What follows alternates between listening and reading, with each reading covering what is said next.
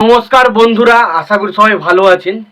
তো বন্ধুরা, এখন আমি স্পেশাল যে বিষয়টা নিয়ে কথা বলবো সেটা হলো জিৎ ভার্সেস প্রসেনজিৎ। তো এটা হতে চলেছে 7ই জুন। তো কে জিতবে, জিৎ না প্রসেনজিৎ? তো সেই নিয়ে বিভিন্ন জায়গা থেকে বিভিন্ন রকম তোলপাড়, বিভিন্ন রকম মানুষ বিভিন্ন রকম আলোচনা করছে এবং সেখানে তারা তাদের মতামত রাখছে যে কে জিততে পারে, জিৎ না প্রসেনজিৎ। তো সেই বিষয়ে তারা মোটামুটি একটা মতামত রাখছে। তো এখানে আমি কোনো দিন কাউকে ছোট করব না, অর্থাৎ এখানে আমি কাউকে বলবো না যে দেব জিতবে কি প্রসেনজিৎ জিতবে। তো অ্যাকচুয়ালি বিষয়বস্তুটা কি এবং আমি কাকে সাপোর্ট করছি সেই বিষয়ে একটু কথা বলবো এবং আমার মতে কে জিততে পারে এবং কে কেন জিতবে না সেই বিষয়ে কথা বলবো।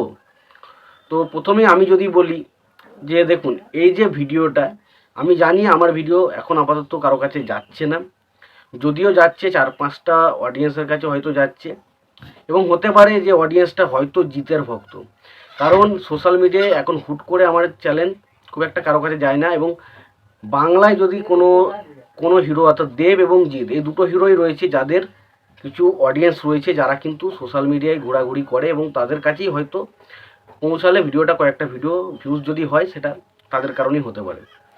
তো এবার আসি, আমি প্রথমে ভিডিওটা শুরু করার আগে আমি একটা কথা বলি।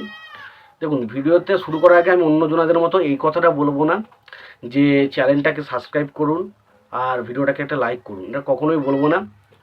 যদি ভিডিওটি আপনার ভালো লাগে তবে আপনার যদি মনে হয় তবে আপনি চ্যানেলটা সাবস্ক্রাইব করবেন। আর যদি ভিডিওটি ভালো লাগে তবে অবশ্যই একটা লাইক, কমেন্ট আর শেয়ার তো অবশ্যই করতে পারেন। তো প্রথমেই বলি যে কে জিতবে, জিৎ নাকি প্রসেনজিৎ? তো জিৎ হচ্ছে এখন বাংলার one of the best superstar, megastar যাই বলি সেটাই।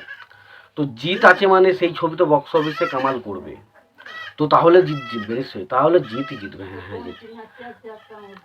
তাহলে প্রসেনজিৎ, প্রসেনজিৎ কি করে জিতবে?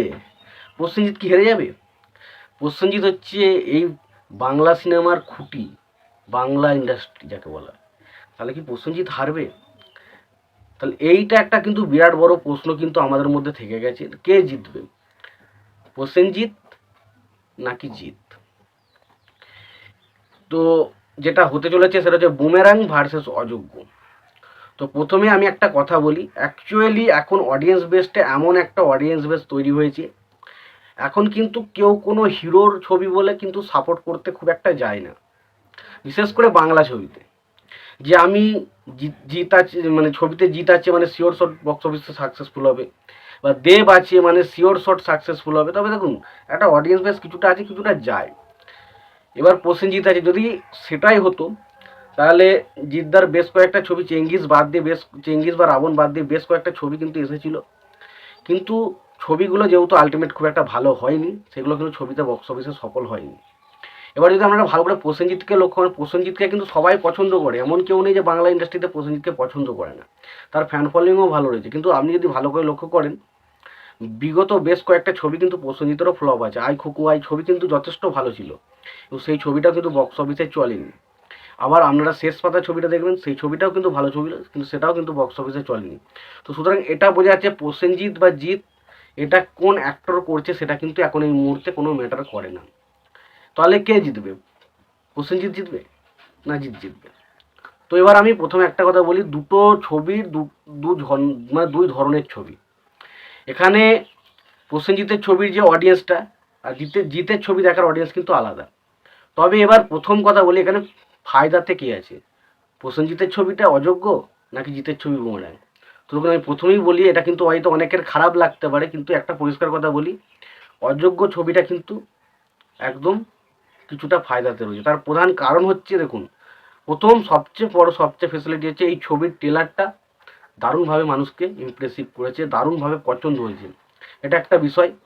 দ্বিতীয়ত হচ্ছে এই ছবির যে অডিয়েন্স, তারা কিন্তু এই ছবির যে ডিরেক্টর আছে কৌশিক গাঙ্গুলি, তার নাম শুনলে কিন্তু কিছু অডিয়েন্স রয়েছে বাংলা ইন্ডাস্ট্রিতে, তারা কিন্তু ছবি দেখতে আসে।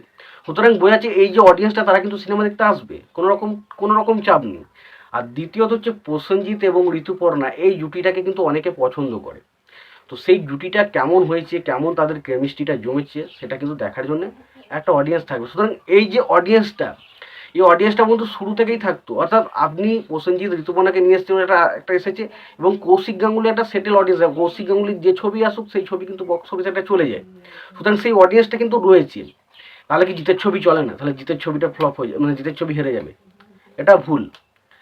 জিতের ছবি চলে, কিন্তু জিতের ছবির যে অডিয়েন্সটা, বেশিরভাগ অডিয়েন্সটা হচ্ছে আমাদের ইয়ং টার্গেট অডিয়েন্স।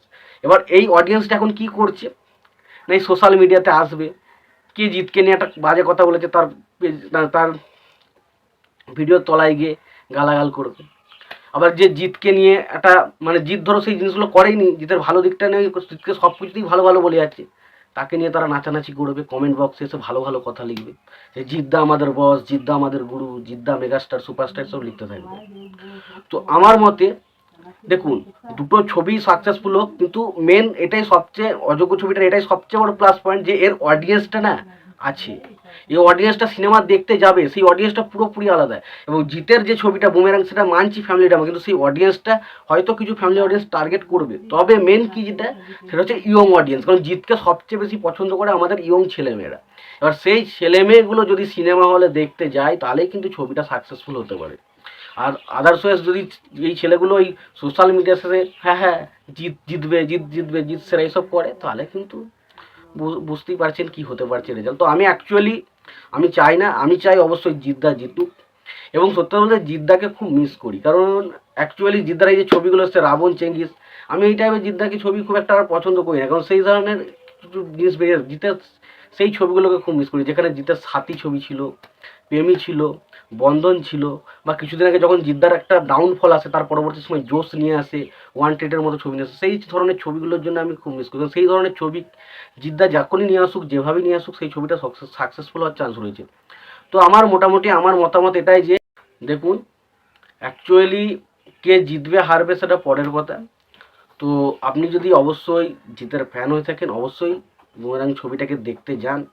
ভালো লাগলে অবশ্যই ভালো বলবেন, খারাপ লাগলে পুরো ডাইরেক্ট খারাপ বলবেন, কোনো অসুবিধা নেই। তার কারণ যদি আপনি খারাপ জিনিসগুলোকে প্রমোট করেন, তাহলে কিন্তু সেগুলো তো সর্বনাশ হয়। কারণ সেইগুলো যখন আপনি একটা খারাপ জিনিসকে প্রমোট করবেন, তখন সেটা হয়তো পরবর্তী সময় কিন্তু এটাতে আরও বাজে এফেক্ট করবে। কারণ মনে করবে যে আমাকে তো সবাই ভালো বলছে, ইচ্ছা করে না আমার। কিন্তু অ্যাকচুয়ালি আমি বলতে চাইছি, যদি ভালো লাগে ভালো বলবেন, খারাপ লাগে খারাপ বলবেন, কিন্তু অবশ্যই ছবিটা দেখুন, তবেই কিন্তু ছবিটা সাকসেসফুল হতে পারে।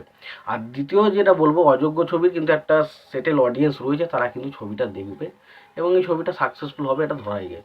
তো এটাই ছিল আমার মতামত। কে জিতবে হারবে সেটা আপনারাই নির্ভর করছেন, আপনাদের উপরেই নির্ভর করছেন। আপনারা যে ছবিটা বেশি দেখবেন সেই ছবিটাই সাকসেসফুল হবে, এবং যে ছবিটা কম দেখবেন সেটাই, মানে কী বলবো, যে সেই হারবে। সুতরাং এটা পুরোপুরি আমি বলতে পারবো না যে জিতবে হারবে, কারণ আমি কে বলে, আমি বসে বসে, আমি হয়তো একবার দেখবো দুবার দেখবো, কিন্তু আমি বসে বসে বলার কে যে কে হারবে কে জিতবে, এটা নির্ভর করছে আপনাদের উপর। তাই আপনারাই ঠিক করুন কে জিতবে।